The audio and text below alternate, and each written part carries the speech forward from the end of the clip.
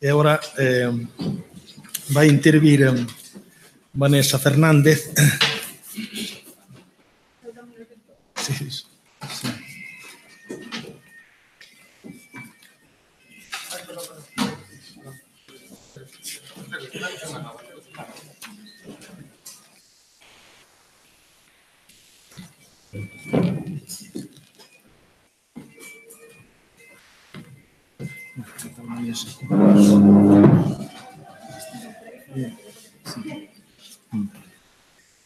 Bueno,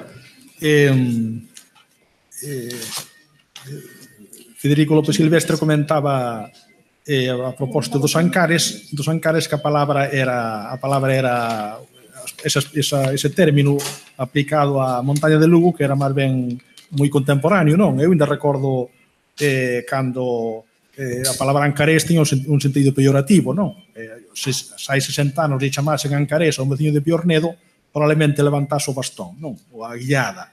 E hoxe, sin embargo, pois as tos de Paralla non admiten pertenecer á comarca de Ancares. Bueno, digo isto porque a seguinte conferenciante, que é Vanessa Fernández, é doutora en Xeografía pola Universidade de Salamanca, e fixe unha tesi sobre os Ancares, dirixida por Valentín Cabero, que é un xeógrafo moi acreditado e moi sensible hacia os temas de montaña e tamén hacia os temas históricos. Fixe unha tesi de gran calidade sobre os Ancares, de onde é ela, do concello de Nave de Suarna, dunha aldea moi coñecida. Os que vayan a Nave de Suarna, pois, a aldea de Murias de Rao, non? Simplemente Murias, pois, é famosa pola solidaridade que teñen os veciños e o compromiso do que ela participa, non? E tamén, ainda que non vive habitualmente ali, pois está moi comprometida co que é todo os Ancares, e recentemente foi otorgado o premio Alecrim pois pola Federación de Entidades Galegas de Cataluña, precisamente por este compromiso, non?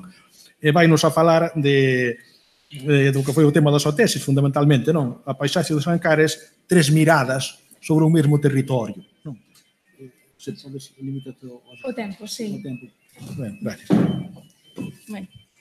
Bos días a todos, me parece que se vai ben. En primeiro lugar, quero dar as gracias ao Consello da Cultura Galega e aos coordinadores desta xornada por convidarme a estar hoxe aquí. Eu veño a falar da paisaxe dos Ancares, desas 3 miradas a un mesmo territorio.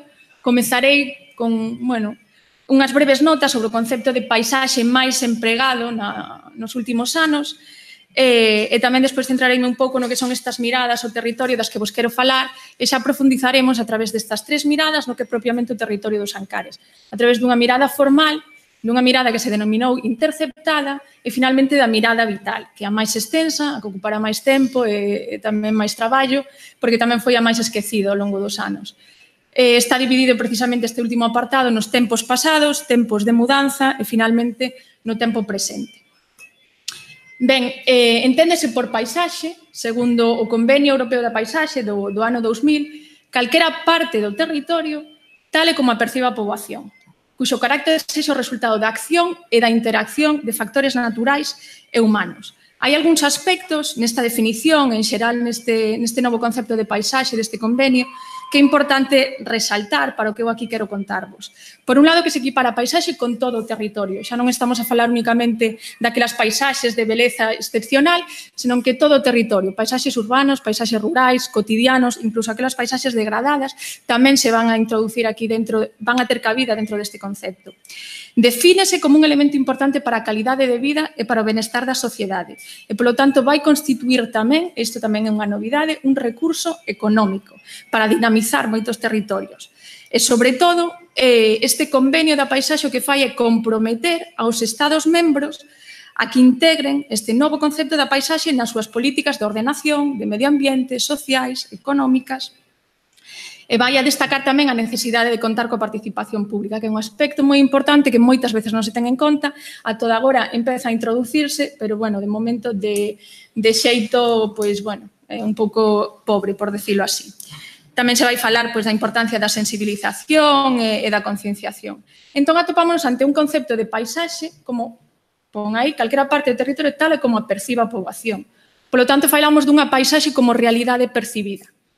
Entramos aquí, entón, nun terreo no que podería haber tantas paisaxes como persoas, porque a percepción vai depender tamén das crenzas, dos nosos coñecementos, da nosa experiencia, dos nosos sentimentos, das emocións, dos recordos, da relación que teñamos con ese territorio que estamos a observar. E, ademais, vai entender a paisaxe como un proceso vivo, polo tanto, é dinámica no tempo. Cambiamos as persoas, vai cambiar esa percepción que temos da paisaxe, pero tamén cambian as paisaxes, non só ao longo do ano, cas estacións, senón tamén co paso do tempo. Entón, atopamos aquí unha infinidade de paisaxes que é preciso, ou fíxose preciso na miña investigación, sistematizar para poder achegarnos a elas, para poder ofrecer esta imaxe dos Ancares nas últimas décadas e, sobre todo, nos tempos actuais. Búscanse, polo tanto, códigos compartidos, imaxes ou ideas comuns sobre moitas realidades, moitas vidas, moitos lugares. Esas ideas que compartimos moitas persoas. Polo tanto, hoxe en día, en moitos lugares ou moitos foros, o decir a palabra Ancares xa se asocia cunha serie de elementos, xa evoca na mente do público, na mente do observador, unha serie de elementos, de ideas que están asociadas a esa paisaxe. Cales? Pois temos aquí, sí que se ve, por exemplo, as pallozas, é unha das ideas que primeiro se ven á mente cando se fala dos Ancares, tamén o illamento, tanto físico como social, unha economía de subsistencia, unha cultura tradicional, falase tamén moito de bosques, de osos, da pita do monte, de soutos de castiñeiros, da neve no inverno, das liñas de cumes, das montañas, das brañas, múltiples elementos que foron configurando ao longo das últimas décadas a imaxe que hoxe ten moita xente dos Ancares. Entón, cabe preguntarse cal é a orixe desas representacións. Por que moita xente ten esa idea dos Ancares? Son froito de lecturas, esas percepcións, de estudos, de investigacións, das crónicas dos xornais, da experiencia propia, e esa imaxe que teñen tamén os propios veciños da súa propia paisaxe, correspóndese. Cal entón a paisaxe dos Ancares sería a suma de todo isto, sería persoal para cada un de nós. E se damos un paso máis, tendo en conta esta definición inicial que vimos do concepto de paisaxe, a que percepcións ou a que miradas atendemos á hora de xestionar o territorio e de poñer en marcha políticas e medidas que van a ter incidencia directa sobre ese territorio que estamos a xestionar. Atendemos as miradas formais que imos ver, atendemos as das interceptadas, atendemos a mirada vital da poboación local. Existen, polo tanto, dúas tipos de miradas. Unha externa, que é a xente que vive fora do espazo, que vai ter percepcións puntuais e parciais dese espazo. E, por outro lado, unha mirada interna, que é a da poboación local e que, neste caso, no caso das montañas dos Ancares, vai ser a creadora da paisaxe. O título fala de tres, serían estas tres. Por un lado, as miradas externas, temos unha mirada obxectiva, que se denominou formal. A mirada formal é obxectiva e externa e sería aquela que está plasmada en estudos, en investigacións, en informes. Son documentos que describen o territorio dun xeito obxectivo, cun rigor máis ou menos científico ou do xeito máis fiel posible á realidade. Pero normalmente son ser textos parciais, que se centran nunha pequena parte da realidade e os achegamentos tamén son puntuais no tempo, non hai unha continuidade nese estudo ou nesas percepcións desa paisaxe. Polo tanto, normalmente carecen dunha visión global do territorio. Por outro lado, está a mirada interceptada, que tamén é externa, propón de fora do territorio, pero é subxectiva. Falaríamos aquí, pois, por exemplo, de aproximacións de achegamentos literarios, de achegamentos artísticos, pero, sobre todo, que foi a análise que se fixo aquí, de achegamentos xornalísticos. É dicir, de as crónicas, as reportaxes que se publicaron en moitos medios de comunicación, principalmente xornais, que imaxe vendían dos Ancares, que estereotipos nos estaban a crear. Considerouse importante pola influencia que teñen os medios de comunicación, sobre todo na opinión pública. Hoxe en día, ca internet, quizás non tanto, pero sí que é verdad que siguen a manter determinadas liñas sobre que temas se fala, en determinados aspectos tamén siguen a ser importantes esas imaxes prefixadas que poñen no imaginario colectivo de moita xente. E, finalmente, a mirada vital, que sería a mirada interna, a mirada da poboación local, moito máis complexa que as anteriores, porque ten unha relación existencial coa paisaxe, é froito de relacións históricas con ese territorio. E os elementos físicos, a apariencia externa da paisaxe, van a sumar tamén experiencias, recordos, sentimentos, en xeral vidas enteiras. A toda agora, as miradas externas foron as que tiveron un maior peso na xestión do territorio. A hora de poñer en práctica políticas, a hora de implantar medidas, programas de desenvolvemento. Polo tanto, non é unha distinción trivial esta que fago entre miradas externas e miradas internas. Pero vamos a ver un pouquiño con máis detalle cales son estas paisaxes que estas miradas debuxan dos Ancares. Comezamos, polo tanto, con a mirada vital, que é unha análise de documentos académicos, técnicos, legais, dende mediados do século XX ata a actualidade, onde se distinguen distintas paisaxes. Ata os anos 1980, máis ou menos, este territorio pasa relativamente desapercibido. Aparecen algunhas publicacións, pero de xeito moi illado, sobre cuestións de filoloxía. E nos anos 80 sí que comeza a aparecer máis publicacións, ainda non moitas, sobre o territorio dos Ancares. Empezan a construir unha especie de lenda negra en torno a estas poboacións e a estes povos. Atopamos comentarios, como algúns dos que recollín aí, país remoto, a duras penas accesible, ou o mundo parecía afastado, distante, extraño a este poboado. Son, sobre todo, estudios que proceden do ámbito da bioantropoloxía e tamén da etnografía e da antropoloxía. Será nos anos 90 cando se produza un maior auxe das publicacións sobre os Ancares. Serán publicacións, de novo, puntuais no tempo, tamén cada vez máis fragmentadas nos seus contidos. Atopamos, por exemplo, textos sobre educación e desenvolvemento, sobre a casa ao pobo, a crise dun sistema tradicional, as bases económicas, repoboación monástica, as pallozas, o modelo económico. E tamén desde as ciencias naturais aparece moita bibliografía que fala da necesidade de protección e de recoñecemento deste territorio e tamén dos seus valores ecolóxicos. E no século XXI afianzanse estas perspectivas, estes estudos desde o ámbito das ciencias naturais. Temos que, dende o ano 2000 ata o 2013, que se fixo esta análise, as publicacións que saen dos Ancares, desde este ámbito científico, académico, técnico, o 63% destes documentos tratan cuestións de carácter medioambiental. En paralelo a todas estas publicacións, vanse a ir aprobando unha serie de figuras de medidas de protección e de conservación que van a afectar directamente a estes povos e estes vales da Serra de Ancares. Polo tanto, vanse a impoñer desde fora, desde miradas externas, novos usos e novos manexos do territorio. Que figuras de protección? Temos aquí un exemplo. Áreas de importancia para as aves, zona de especial protección dos valores naturais, conservación do ouro galo cantábrico, tamén Rede Natura, as CEP, que non están aí recollidas, pero tamén CEPA, LIC, tanto na rexión bioxeográfica atlántica como na Mediterránea, tamén Reserva da Biosfera, dende o ano 2006, incluso se incluíu nunha proposta para Patrimonio da Humanidade xunto con Somiedo, e xa desde o 92 tamén forma parte da zona de protección do oso pardo e tamén desde os anos 60 é reserva de caza. Polo tanto, temos aquí un dos espazos seguramente máis protegidos do ámbito peninsular, coa excepción da figura do parque natural, porque moitas veces o que se ten aquí é unha xestión reactiva e non hai, digamos, presupostos en todas estas medidas normalmente asociados a súa posta en marcha ou o seu desenvolvemento de xeito máis activo. Polo tanto, vemos que nesta mirada formal, que máis ou menos co paso do tempo, que o que predomina son estas miradas externas, estes achegamentos puntuais dentro do ámbito das ciencias naturais. E na mirada interceptada, o que vamos a topar, sobre todo, son noticias analizadas do ABC, do País, do Mundo, da Vanguardia. Entendíase que os xornais que estaban máis próximos ao territorio de ámbito provincial, que tiñan un coñecemento maior e diferente desa realidade. Polo tanto, o que se fixo foi analizar xornais do ámbito estatal, dende 1953, que é a primeira reportaxe analizada, ata 2013. Tamén vemos aí a temática moi variada, pero predominan tamén cuestións de carácter medioambiental, aínda que tamén destacan moitos aspectos sociais, culturais, relacionados co tempo, neve, temporais de frío, de vento, de choiva, relacionados tamén coa etnografía, cos incendios, e en menor parte tamén co turismo. Que vamos a ter nesta mirada interceptada? Que paisaxe nos debuxan dos Ancares estes xornais? Van a debuxar, sobre todo, 4 imaxes principais. En todas elas vai destacar a linguaxe empregada. E van a, sobre todo, resaltar os elementos máis anecdóticos e os elementos máis rechamantes. Temos, por exemplo, unha imaxe histórica de outra de poboacións medievais e de povos illados, que aquí non me vou a deter por cuestións de tempo, pero temos aquí algún exemplo recollido nesas citas. Aquí as pallozas dos povos son o reduto último da máis cruel e dramática endogamia, na liña, se vos fixades, co que falábamos anteriormente da lenda negra. O sea, que van en paralelo estas miradas formais ou as publicacións que saen no ámbito formal con moitas das noticias que saen sobre os Ancares nos xornais.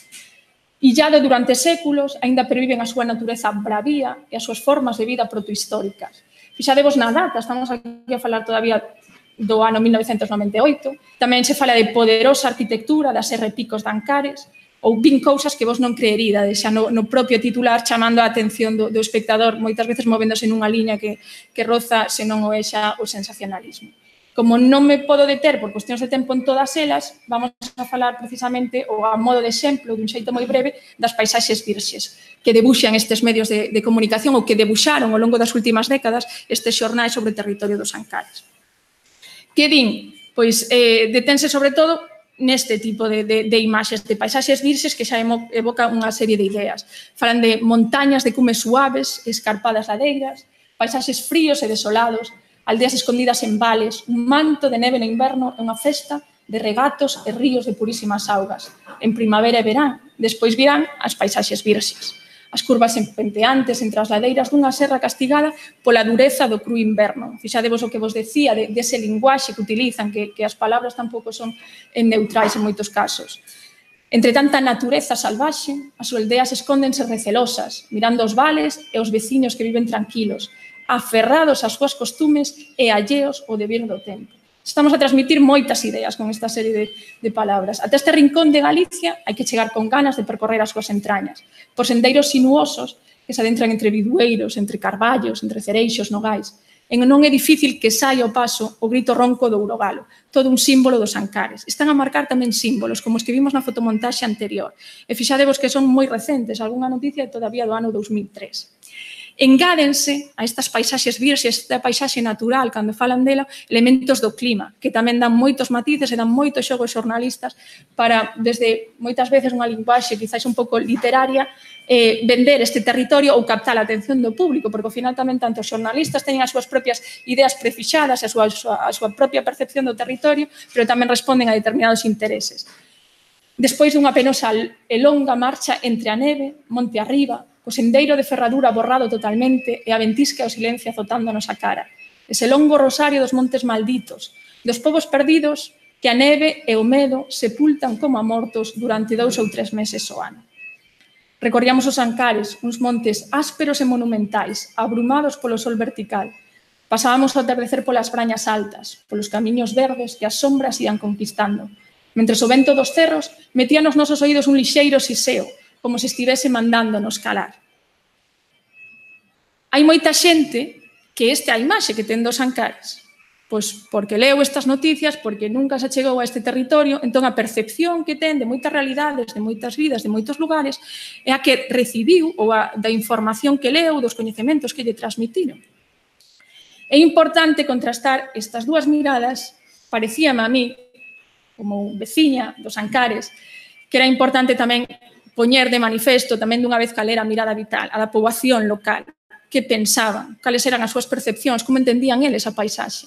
Porque moitas veces iso que sucede que dende dentro do territorio coñeces todos estes discursos, porque moitas veces chegan investigadores, preguntas, axudas, ou chegan moitos políticos que van a poñer en marcha moitos plans, moitas medidas para o desenvolvemento do rural, e unha vez que pasan as eleccións ou unha vez que publicaron o seu libro, ali poucas veces volve a aparecer ninguén. E a poboación rural que vive día a día nesos territorios ten outra percepción da súa paisaxe, ten outra relación. E moitas veces non foi tida en conta. E moitas desas políticas que se están poñendo en marcha, desas catalogacións, desas leis das paisaxes que se están a aprobar e a desenvolver, non se ten en conta esta mirada interna da poboación local, que ao final é sobre quen recaen todas esas medidas e todos esos programas para ben e para mal. Entón, esta mirada vital é a menos coñecida, é a mirada máis esquecida ao longo do tempo, pero tamén se considera que é a máis importante. Extraese de moitas entrevistas, de conversas, de enquisas, de 4 anos de investigación para esa tese doutoral, que aquí, xa vos podo traer unha mostra. O que se extrae co home aquí é parte da paisaxe. Unha paisaxe que está altamente humanizada, a pesar de que se fale de paisaxes virxes ou de natureza salvaxe, unha paisaxe moi antropizada, que está construída polos veciños ao longo do tempo, e destaca aspectos descoñecidos para as outras miradas, porque outorga significados moito máis profundos, porque conflúen os elementos físicos e naturais do territorio con as experiencias persoais, con os recordos, con os sentimentos, con coñecementos que teñen que ver tamén moitas veces con a gobernanza popular, con usos e manexos do territorio, con aproveitamentos dos montes. O territorio dos Ancares foi aquí, e isto tamén é importante, non só modo de vida, un estilo de vida, como pode ser o dun neorrural, que lle gusta o estilo de vida. Aquí foi modo de vida, pero tamén foi medio. A paisaxe foi modo e medio de vida para a poboación do rural. E describe, polo tanto, lugares e vidas moito máis complexas das que podíamos chegar a alcanzar con as miradas anteriores. Esta diapositiva é unha síntese da paisaxe dos Ancares nas últimas décadas a través da mirada vital. O paso do pan negro de centeo ao pan blanco de trigo. E tampouco son triviais os adxetivos, non son gratuitos. Supón un cambio de vida moi grande desde estes tempos pasados dos que comezaremos a falar agora de mediados do século pasado, a través desos tempos de mudanzas onde imos ver como se pasa dese pan de centeo ata chegar ao tempo presente ese pan blanco, a través de moitos aproveitamentos, de moitas vidas, de moitas tradicións, de moitas experiencias. Entón, isto parecíame que sintetizaba moi ben esta mirada vital e esta paisaxe das últimas décadas. Como comeza isto? Pois nos tempos pasados, estamos a falar aquí de mediados do século pasado, en torno aos anos 50, onde a vida se organizaba alrededor das actividades do campo, das labranzas e tamén alrededor do tempo meteorolóxico. Principios do verán, por exemplo, recollíase a erva, en agosto recollíase o centeo, en setembro as patacas, a leña por inverno, sembrábase o pan, rozábanse os soutos, tamén era o tempo da feira do San Miguel para ir vender as varas de abeleiros, a feira de Navia para varexar os castañeiros e andar polos soutos, o outono era o tempo das castañas, o inverno chegarían o tempo das matanzas, e na primavera había que sacar o esterco, había que arar as terras, había que sembrar as hortas. E ao longo do todo o ano había moito gando que atender. Estaban as beceiras de cabras e de ovellas, estaban tamén as vacas soltas no monte, incluso os porcos moitas veces nos soutos desde que se apañaban as castañas. Tamén había moitos vales e moitas polavilas que tamén formaban parte importante desta paisaxe. Porque nesas polavilas, nesas reunións que se producían ás noites nas casas, é onde se producía a transmisión de coñecementos entre distintas xeracións. Convivían nestas polavilas nenos, adultos e maiores. E aí socializábase e aí formábase tamén os máis cativos. A modo de exemplo, como non me podo deter en todas estas cuestións, trouxen aquí o pan como elemento simbólico, retomando esta diapositiva que puxemos antes. Para poñer un exemplo, todas estas actividades que supoñían un ciclo de aproveitamentos integral e supoñían tamén o reflexo de moitas vidas e de moitas experiencias. Comezaba aquí, con as searas, traballar as searas no monte, cabalo monte, abonalo, con un proceso moito máis complexo do que vou explicar, cavando no monte, preparando o terreo, abonando, tamén había que pichalo porque había gando solto e despois sembrando o gran. Dependendo de como viñera o tempo meteorolóxico, pois había 3 variedades de gran, pois unha en setembro, outro para outubro, novembro, ou o serolo, que era unha variedade que se sembraba xa no inverno se antes non viña tempo para sembrar. E permanecía aí ao longo de todo o ano e cando chegaba agosto segábase, deixábase secar nas searas, pero tamén nas airas, onde se mallaba coa axuda dos veciños. Aquí estamos introducindo tamén moitos elementos do patrimonio, moitos elementos culturais. Estamos a falar das airas, estamos a falar dos malles, estamos a falar dun tipo de actividade.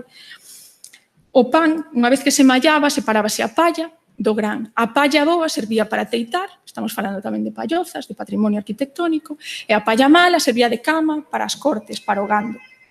O gran, tamén o gran malo, dábase de alimento para os porcos, que despois enlazaría coas landras e coas castañas ata chegar ao San Martiño.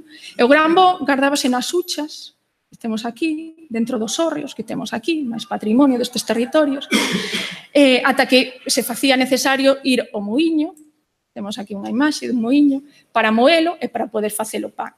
Tamén, cando se ia moer, o gran era como moeda, moita xente, como mellor non podía pagar ao muiñeiro ou incluso a carpinteiros e ferreiros, o gran era unha moneda de pago para carpinteiros, para muiñeiros.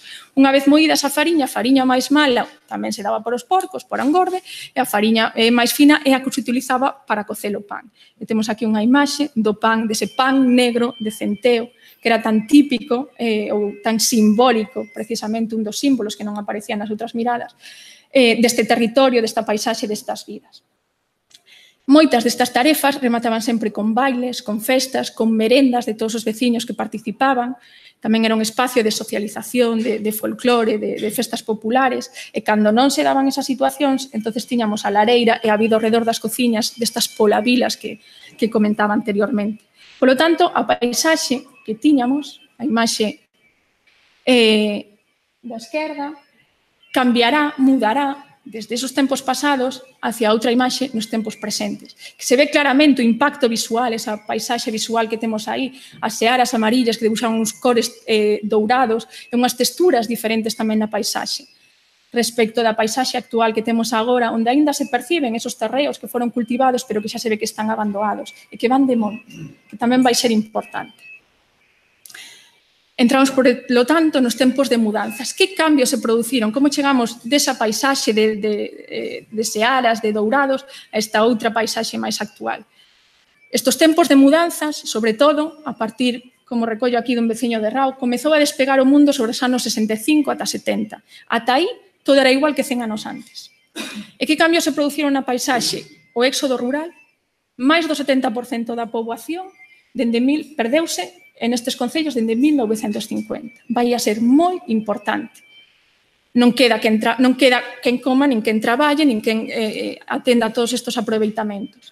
Vai se reducir, polo tanto, o traballo comunal e vai haber un abandono progresivo dos montes e dos seus aproveitamentos, porque non eran simplemente as searas, senón que eran, pois moito máis, había que recoller folla para as cabras na primavera, dos rebolos albares, e tamén se recollía a folla dos outos para a cama, as landras das bellotas tamén para dar aos porcos. Entón, había unha serie de aproveitamentos moito máis complexos do que podemos falar hoxe aquí.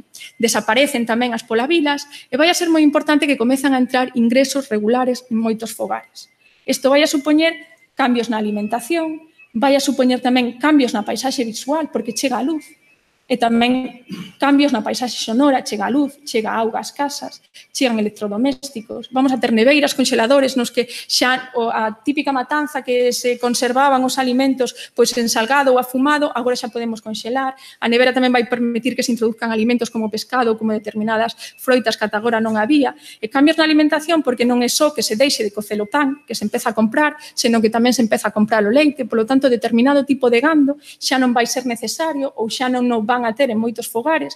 Iso tamén vai a ter a súa representación, tamén se vai a ver reflectido na paisaxe. Esos cambios na paisaxe social que tamén teñen a súa correspondencia na paisaxe visual, por este abandono progresivo de searas, pero tamén de prados de sega, das beceiras que tiñan todo o monte pelado, como recoñecía algún veciño, que eran todo campas verdes moi guapas, os bosques que van encerrando os povos e tamén van pechando os camiños. Cada vez hai menos gando solto nos montes, hai menos quen roce os outos, nin quen recolla as landras, nin a folla, nin o estrume. As silvas van a invadir todo este patrimonio arquitectónico de ouriceiras, de muiños, de ferrarías, de lavadoiros, de albarizas, de cortiños, incluso pontes. Tapas a pedra pola influencia de moitos emigrantes que marcharon e cando volven, porque é símbolo, enténdese que é como un símbolo do atraso. Tapas a pedra, tapas a madeira, os corredores das casas tamén se van abandonando. E a medida que chega a auga e que chega a luz, os povos van a ser visibles pola noite, cousa que ata agora non se producía, tamén vai a ser unha cuestión importante dentro da paisaxe visual, e tamén se asfaltan os camiños, ata agora eran de terra, agora vai chegar o gris asfalto, que non serviu para dinamizar estes territorios, senón que serviu para que moita xente marchara. E aquí tamén vai ser importante unha cuestión que é o abandono administrativo, ou a sensación de abandono que sentiron e siguen sentindo moitos destes habitantes por parte das administracións, que sempre foron esquecidos. De feito, moitas destes accesos a moitos povos, incluso moitas destas pontes de traídas de auga ás casas, fixeron a seus propios veciños, con remesas que chegaban dos emigrantes, con diñeiro que poñían eles mesmos, ou con axudas moi puntuais da administración, ou nin sequera eso. Entón, temos cambios na paisaxe social, na paisaxe visual. Como podemos ver aquí, pues temos aquí unha mesma imaxe onde vemos como estaban cultivados prados de sega, cortiñas, ortiñas, tamén algún searo, e como esa paisaxe agora vai toda de monte e vai cambiando e invade o bosque. E esas silveiras, ese monte que tamén se vai facendo dono de moito dese patrimonio construído, dese patrimonio arquitectónico, ou incluso desas albarizas que estaban perfectamente integradas no territorio cando aínda non existían leis da paisaxe, nin catálogos de integración paisaxística, pero van quedando en ruínas e pouco a pouco van desaparecendo. E temos tamén cambios na paisaxe sonora durante estes tempos de mudanzas, porque non queda o gando. Agora son os tractores, as segadoras, a maquinaria agrícola que vai introducindo novos sonidos no territorio. Tampouco hai festas, nin polavilas, non quedan mozas cantando nos ríos, nin lavadoiros, nin fontes, Isto supón como chega auga ás casas, aparte de que non hai xente, xa non se fai necesario ir a eses sitios para lavar a roupa, porque tamén hai lavadoras, hai electrodomésticos. Entón tamén se perde esa parte do patrimonio cultural, pérdense esas cantigas, esos lugares de socialización que eran os ríos ou que eran as fontes. Tampouco hai nenos xogando polos camiños, en xeral non hai rebumbio de xente. E o que vai predominar nestes tempos de mudanza, según nos vamos acercando ao novo século, é un silencio, neste caso, iluminado, porque tamén chegou a luz. E chegamos ao tempo presente. No tempo presente, a paisaxe segue a ser un reflexo das características do rural, como foi a toda agora. Son das características do rural que son as mesmas características de fai 2 décadas, de despoboación, de avillentamento, despois de decenas de informes, de decenas de diagnósticos, de estudos, de múltiples programas e plans de desenvolvemento, de propostas que se repiten e que ao final van case sempre na mesma dirección, o medio rural segue a despoboarse. Desenvolvemento rural, decía un xerente de desenvolvemento da zona, desde Madrid, xa non digo desde Bruselas, porque se expoñen cousas que despois sobre o terreo son moi complicadas de poñer en marcha. Non se entende o mismo por desenvolvemento rural nos Ancares, no territorio que se pode entender aquí en Santiago ou en Madrid ou en Bruselas. Eso vai ser importante a hora de xestionar o territorio. Tamén as políticas de protección da natureza, que como vimos eran as que predominaban estas miradas, estas paisaxes, nas outras miradas predominaban estas paisaxes medioambientais, estas políticas de protección tampouco conseguiron dinamizar o territorio nin o tecido económico e social. Por qué? Porque responden ás demandas da poboación urbana, non da poboación dos Ancares. Os povos o que trouxeron foi restriccións e, sobre todo, moito papeleo. Os cartos gástanse polo camiño e o medio rural vivo está lonxe de ser unha realidade.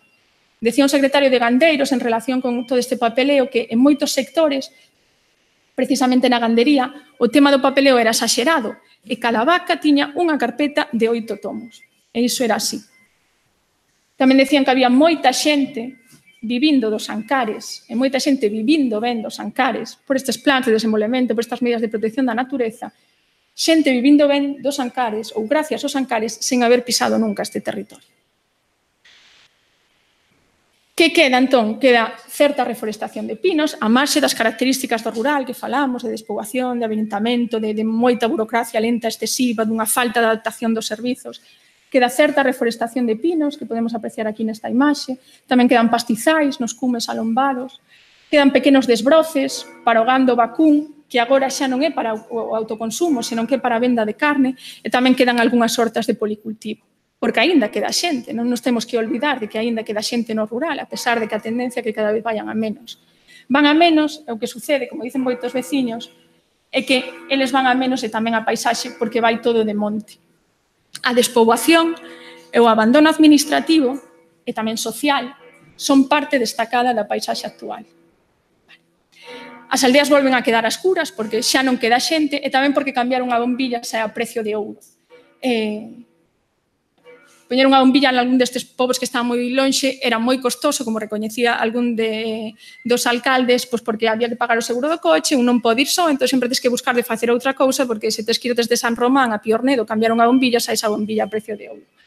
E cambian tamén as cores da paisaxe, aínda que agochan pois unha realidade moito máis diferente. Que sucede? Co monte invade todo, incluso os povos, como se pode apreciar aí, e homoxeneiza a paisaxe.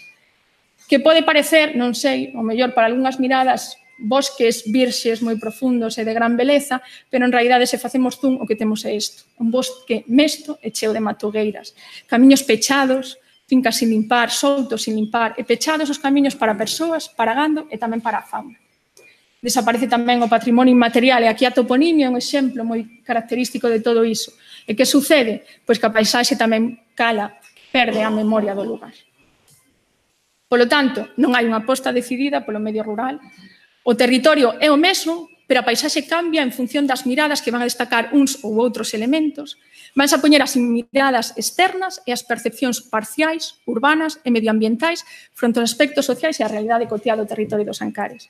As políticas de desenvolvemento rural e de protección da natureza non alcanzaron os obxectivos previstos. Os xestores históricos do territorio, os verdadeiros artífices e creadores da paisaxe, que son os veciños, non son escoitados nin son tidos en conta en prácticamente ninguna destas políticas.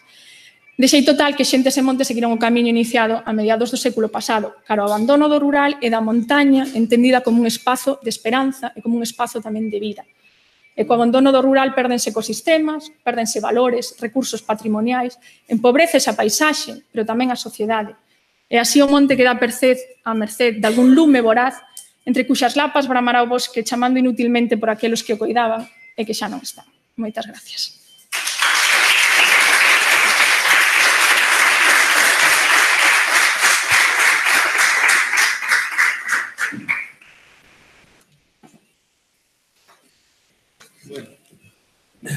Moitas gracias a Vanessa Fernández por esta visión tan completa dos Ancares a partir de 3 miradas, atendendo especialmente á última, a mirada vital, que na publicística normalmente non é a máis presente, non? Nas políticas, desde logo, non é a máis atendida. Bueno, está moi ben esta imaxe do pan, non? Do paso do pan de centeo ao pan de trigo. Todos os xeitos, bueno, o comer pan de centeo no antigo réxime non deixaba de ser un privilexio porque era máis apreciado co millo. Así que neste aspecto os da montaña tiñamos ventaxa sobre os mariñaos, non? Comedores de millo, o que era un cereal socialmente menos valorado. Bueno, isto é comento a modo de anécdota, pero é certo, non? Ora imos ter un descanso dun cuarto de hora ás 12:15. Comenzamos ca última conferencia do Iago Seara. Gracias.